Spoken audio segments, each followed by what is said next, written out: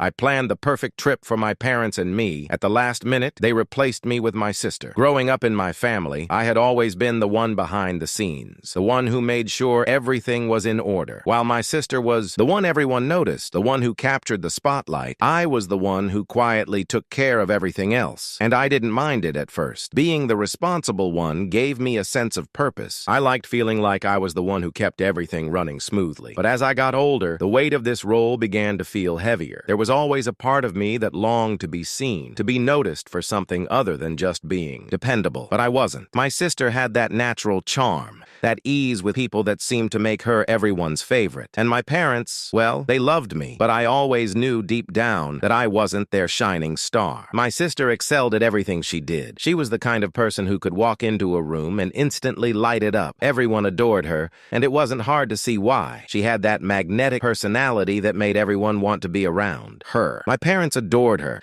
I remember as a child hearing my mom and dad constantly talk about her accomplishments, her grades, her social life, her career path. They praised her at every opportunity. Meanwhile, I was quietly handling all the responsibilities that no one else wanted to deal with. Keeping track of finances, organizing family gatherings, taking care of household chores. It wasn't that I minded. I loved my family, but I couldn't help but feel like I was invisible. I wasn't the center of their world, like my sister. And no matter how hard I worked, no matter how much I did for them, it never felt like enough to earn the kind of attention she received. I grew up trying to live up to an ideal that seemed unattainable. My sister was the golden child, the one everyone looked up to, the one who could do no wrong. But what about me? I was there, always, doing the right thing, always helping out, but always in the background, never really seen for who I was. My parents never meant to hurt me, of course. They loved me, I knew that. But there was always this unspoken difference between how they treated me and how they treated my sister. She was the one they took pride in showing off to others, the one they bragged about to friends and relatives. And as much as I loved her, I couldn't deny that the weight of this favoritism affected me. It was like living in her shadow, and no matter how much I did, I couldn't escape it. When my parents began to talk about visiting Italy, it was like a light bulb went off in my mind. This could be my chance. It was a dream trip for them, a dream they had talked about for years but never had the time or resources to make a reality. I thought to myself, this is it. This is my opportunity to give them something they'll never forget. I wasn't just going to let them go on a simple tour. I was going to plan the trip of a lifetime. For once, I would be the one who made everything happen, the one who finally did something extraordinary for them. I wanted to make this trip perfect, everything my parents dreamed of and more. It was my chance to show them just how much I cared. I spent months planning. I meticulously researched everything,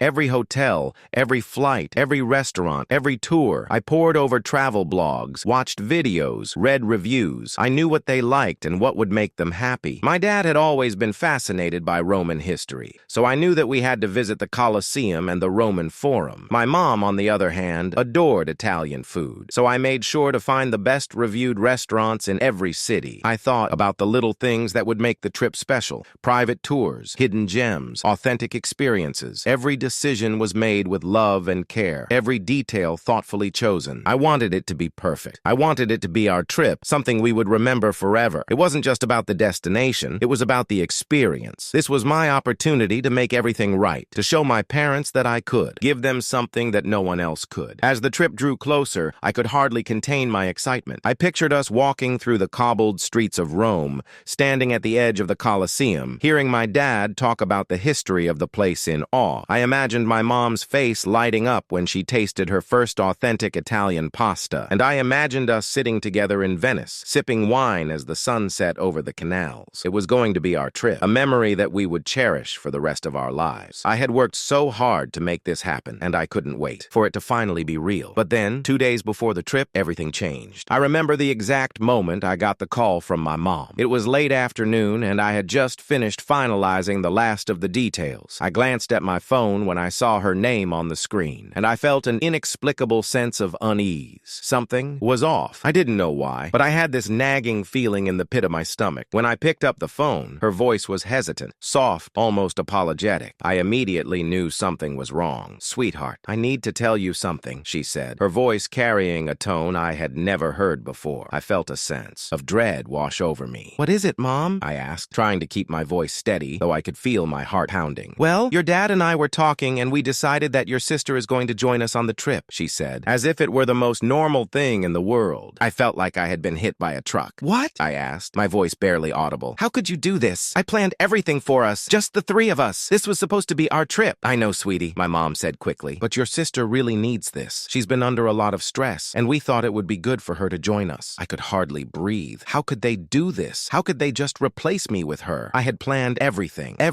down to the smallest detail, and now, at the last minute, they were telling me that she was coming instead of me. I had spent months on this trip, and now I was being cast aside like I didn't matter. But I did all of this. I booked the flights, I chose the hotels, I planned the entire itinerary. And now you're just going to change everything at the last minute? I asked, my voice cracking with emotion. We just feel like it's what your sister needs right now, my mom said. We've already changed the tickets and made the arrangements. She's going to reimburse you for the extra costs. Don't worry about it. Money wasn't the problem. I wasn't angry because of the cost. I was angry because they didn't care about the effort I had put into this trip. They didn't care that this was supposed to be something special for us, something we could share together. Instead, it felt like I was being erased from the story. You think money will fix this? I asked bitterly. You think a reimbursement will make me feel better about being replaced? I know you're upset, my mom said, her voice soft. But we've already made the decision. It's done. Your sister is coming with us. Please understand. I don't understand, I whispered, feeling like the ground had been ripped out from under me. I don't understand any of this. How could you do this to me? It's just the way it is, sweetie. You know how much your sister has been struggling. This trip is something she needs. I hung up the phone, my heart heavy with anger and disappointment. How could they do this? How could they not see how much this hurt me? The next morning, I didn't say goodbye. I couldn't. They left for the trip without a word from me. My mom sent a message from the airport. We're boarding. We'll send you lots of pictures. Love you. I didn't reply. I couldn't. The idea of them enjoying the trip without me, without even considering how I felt, was too much to bear. The days passed, and I watched as the family group chat filled with photos and videos. Pictures of my sister smiling in front of monuments I had chosen. Pictures of them eating at the restaurants I had booked. Pictures of them walking through the streets I had planned for us to visit together. Each picture was a dagger in my heart. They were making memories that I should have been a part of, and I wasn't there. I was nothing more than a bystander in my own family story. I couldn't take it anymore. I left the group chat. I didn't want to see it. I didn't want to see their happiness, their joy at the trip I had planned for us. I didn't want to see how easily I had been replaced. When they returned, my mom called, excited to tell me how wonderful the trip had been. It was amazing. We had such a great time. You should have seen how much fun we had.